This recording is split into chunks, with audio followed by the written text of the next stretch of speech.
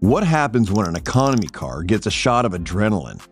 The answer lies in the story of the Chevy Nova, an underdog that became a contender in the high-stakes world of American muscle. Let's take a closer look at how the Nova evolved from a practical economy car into a legend on the streets.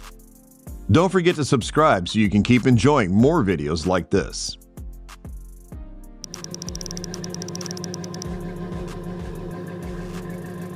Initially branded as the Chevy 2, the Chevy Nova was developed from concept to production in 18 months.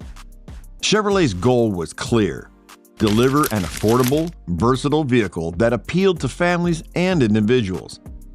The lineup included 3 trims: the Chevy 2 100, 300, and the higher-end 400 series, allowing buyers to choose the level of style and amenities they desired. Starting at an affordable $2,198, the Chevy 2 quickly became a popular choice in the compact car market. Under the hood, the first-generation Chevy 2 was powered by modest engines designed for efficiency and practicality. Buyers could opt for the base 153 cubic inch inline 4 or upgrade to the 194 cubic inch inline 6, both of which provided adequate performance for daily driving. Despite its practical design, Chevrolet offered a touch of flair by introducing a convertible option in the 400 series, which stood out for its style and accessibility, particularly with a starting price of just $2,475. This made the Nova an attractive option for buyers seeking an economical yet stylish car. The significant milestone in the first generation came in 1963 with the introduction of the Super Sport package. While the initial SS models did not include performance upgrades, they were distinct for their sporty aesthetic enhancements, including bucket seats, a floor shifter, and an exclusive SS badging.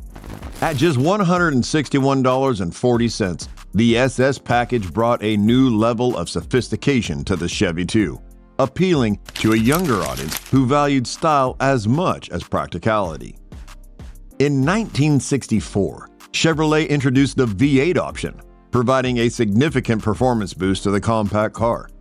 In addition to the 283 cubic inch V8, which produced a respectable 195 horsepower, gave the Nova a much-needed injection of muscle.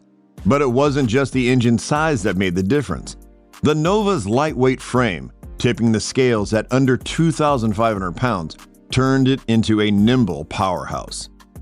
Later, in 1965, the Nova took another leap forward with the introduction of the 327 cubic inch V8, which cranked out 300 horsepower. With the 327, the Nova became a legitimate rival for the muscle cars of the era, including the Pontiac GTO and the Ford Mustang. The second generation of the Chevy Nova came with changes that were not just under the hood, but also in the design. The fastback-inspired roofline, the sleek tapered trunk, and a redesigned grille gave the car a more refined and athletic appearance. Under the hood, the second-generation Nova did not disappoint. The engine options became more diverse, offering drivers a range of choices to suit their performance needs.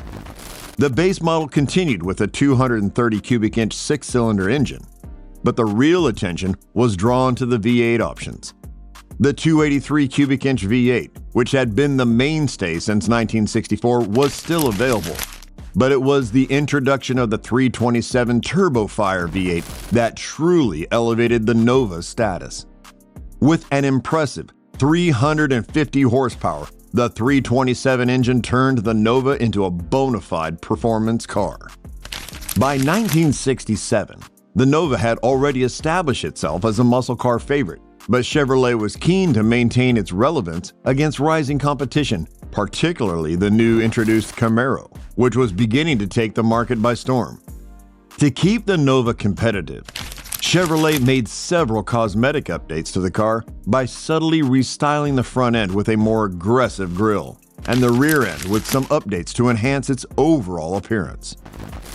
One of the most noteworthy challenges of the third generation occurred in 1969, when Chevrolet officially dropped the Chevy 2 name and fully adopted the name Nova. One of the defining features of the third-generation Nova was the introduction of the big block engine in the SS trim. In 1969, Chevrolet offered the SS model with a massive 396 cubic inch, 375 horsepower big block engine. However, despite its power, the big block engine proved to be somewhat rare, with fewer than 1,000 big block Novas produced in 1969. Alongside introducing the big block engine, Chevrolet expanded the Nova's engine lineup to offer even more variety and performance options. In 1971, the company introduced the 350 cubic inch V8, which produced 295 horsepower. This engine complemented the smaller, lower compression engines introduced in the same year, which were designed to meet the new federal emissions regulations and make the Nova more fuel efficient. Stylistically, the third-generation Nova underwent several design updates.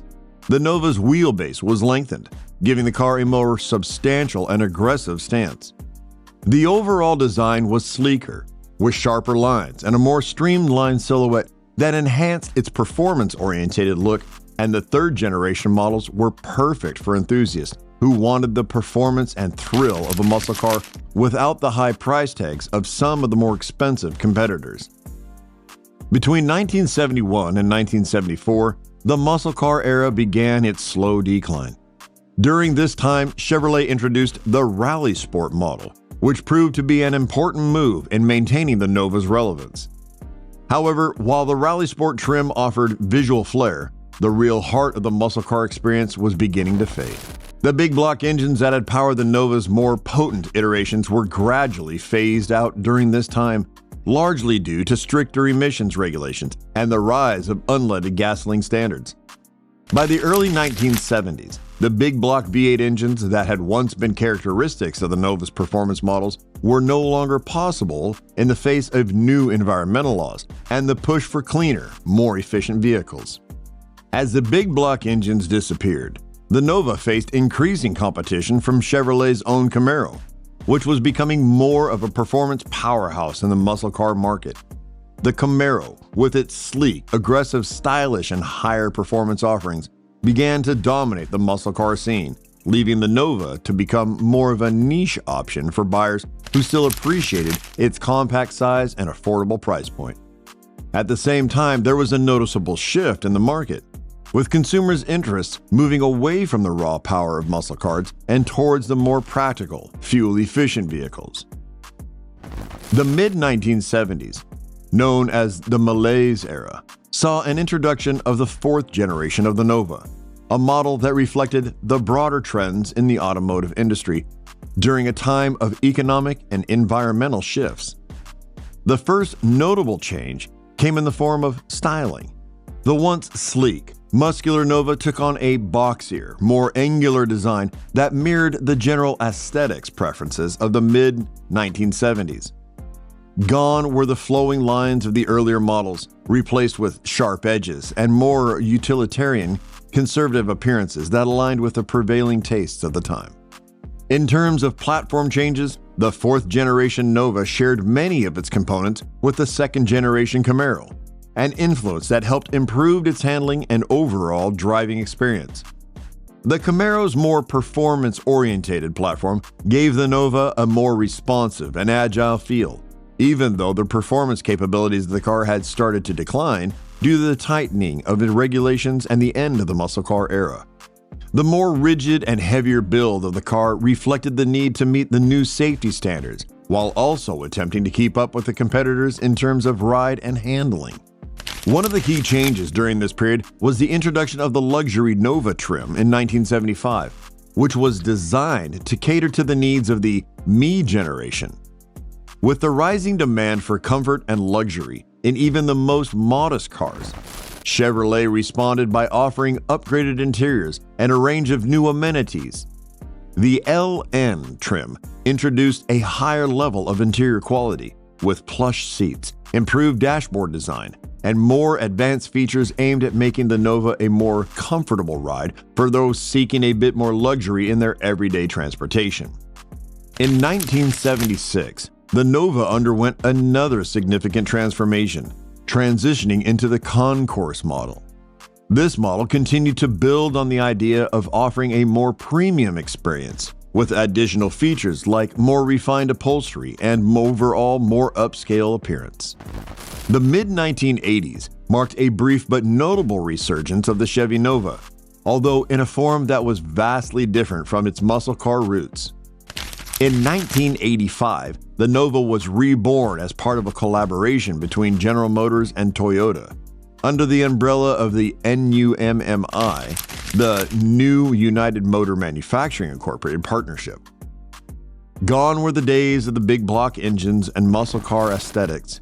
Instead, the new Nova adopted a front-wheel drive configuration, quite different from the rear-wheel drive models of the past.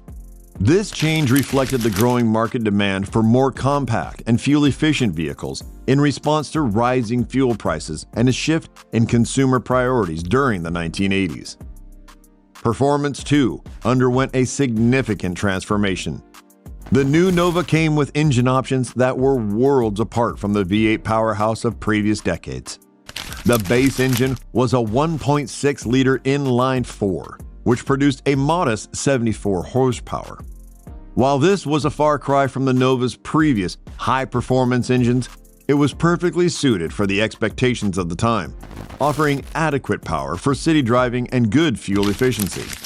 For those looking for a bit more punch, there was also a twin-cam version of the same engine, which produced 110 horsepower. This engine upgrade offered better acceleration and overall driving performance, though it still did not approach the thrilling speeds and power that once had been synonymous with the Nova name.